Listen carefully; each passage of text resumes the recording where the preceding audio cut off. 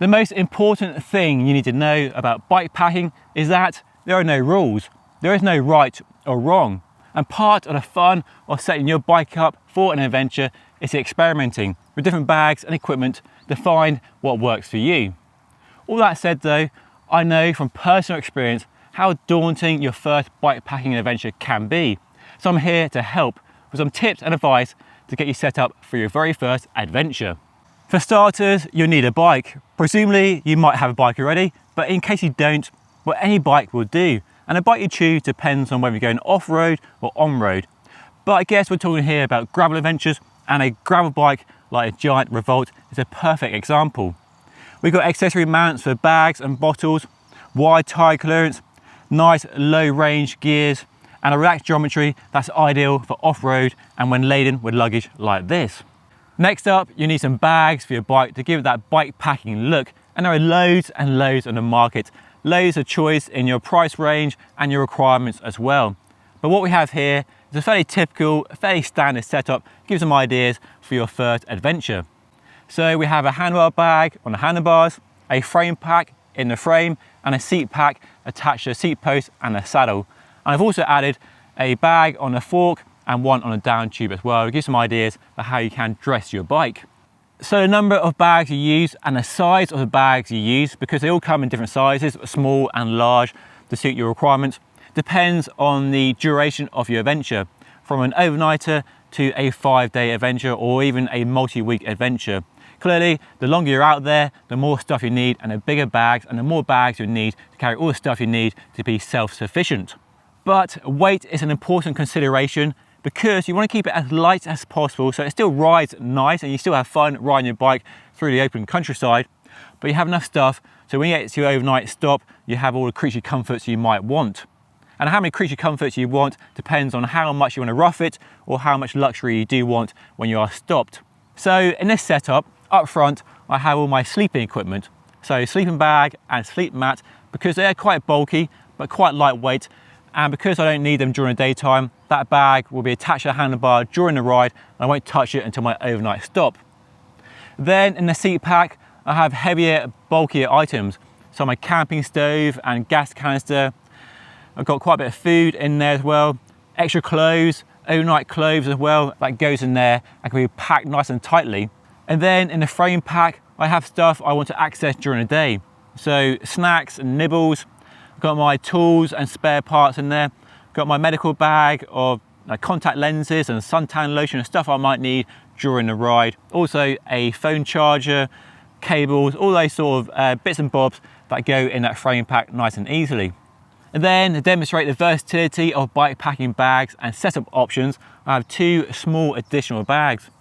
One using the 2 bolts on a down tube, and there, because the weight's not so low, I've got heavier items. So a multi-tool, CO2 canister, spare tubes, stuff hopefully I won't need on a regular basis.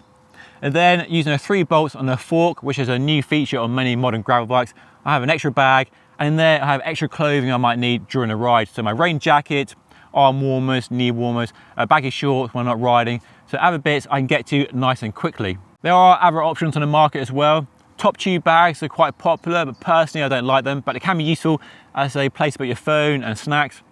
You can get handlebar stem cells, which are good for water bottles and other bits and bobs. And an alternative to a seat pack like this is a rack, if you have rack mounts on your frame. And if you don't have rack mounts, then the tail fin is a very popular system. And you can see my video on that from last year, linked down below.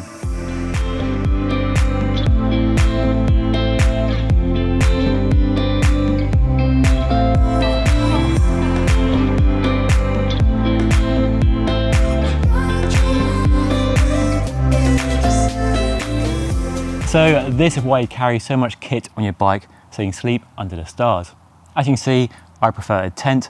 Could have shelter from the rain or the midges here in the UK, but they are a more expensive option because these super lightweight ones do cost quite a lot of money. A more affordable and more common option is a bivvy, which goes around your sleeping bag, but I don't like those so much, but you might prefer that as a cheaper option. Inside, got my sleep mat and my sleeping bag, keep me nice and cozy.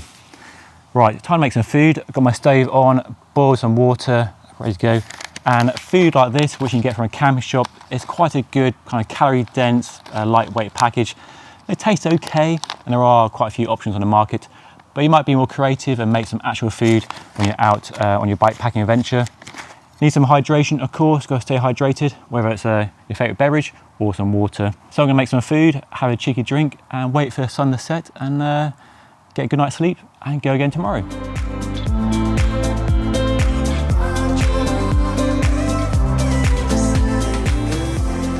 There are two really important bike equipment setup notes I need to share with you based on personal experience: tyres and gearing.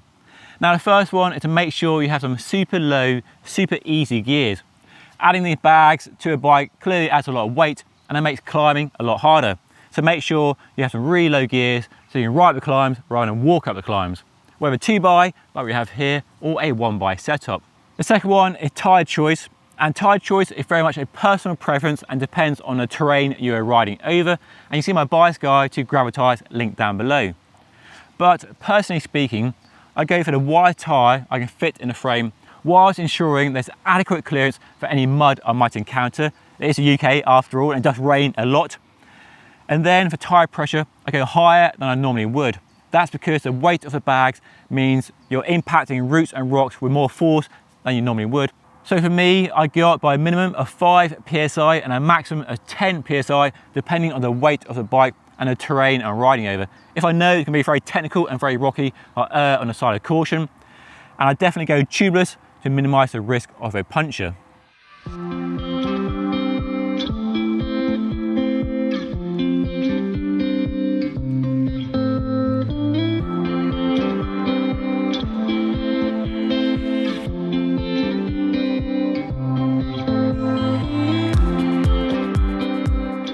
And there we go then. You're all set, all ready for your first bikepacking adventure. Hopefully I dispelled some myths around bikepacking, and hopefully made it look a lot easier than some people can make it out to be. All you need to do now is plan your own adventure, plan your own route, and that's as easy as getting a map or using an online service like Commute, Map My Ride or Strava, roping with some mates or doing it solo. And it doesn't have to be epic either. I know cycling is obsessed with epic, but it doesn't have to be epic at all. It could be an overnighter, leave work on a Friday, get home on a Saturday, a long weekend perhaps, or something longer. Your ambition is the only limitation to your bikepacking adventures. And if you want to get a taste of what a bikepacking adventure is all about, then do check out my video from the King Alfred Way last year, linked down below. And don't forget to subscribe by hitting the button right here. But that's all for today. Have a great adventure. I'll see you again very soon.